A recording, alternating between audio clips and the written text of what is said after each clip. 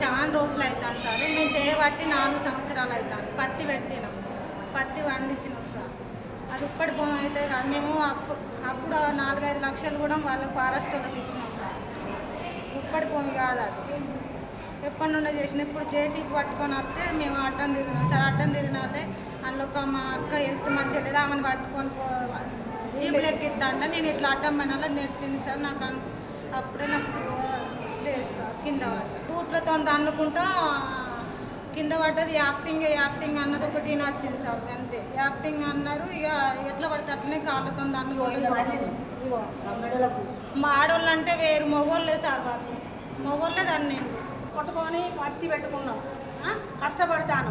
ఎప్పుడు వచ్చి మా మంచాల మీదనే కావాలన్నాడు వాళ్ళు. మమ్మల్ని మాతోటి తినుడు, మాతోటి మీకు ఏం కాదమ్మా అనుడు, మేము మీ తీర కైకిలు వచ్చింది అన్నాడు. మేము పత్తి ఎరుకున్నారు సార్ ఉన్నారు. ఇప్పుడు కథం పత్తి అమ్ముకున్నాము, పత్తి కట్టే కొడతామని మేము అనుకుంటాము. రేపటిలోని కథం జేసీబీలు తెచ్చి తోడతామని 4 జేసీబీలు వస్తాను అన్న వల్ల మేము ఊరంతా పోయినాం సార్. ఊరంతా పోయి అడ్డం తిరుగుతుంటే మీకు ఎక్కడిది, మీరు నడువుర్రి అని తొక్కిసలాట చేస్తాను సార్. తాళ్ళు తెచ్చారు సార్. మనిషికి ఒక తాడు ఉన్నది వాళ్ళ దగ్గర. పట్టుకొని వచ్చి ఎక్కి లాగించి జీబులు వేసుకొని మాకు కనబడకుండా తీసుకుపోయారు సార్.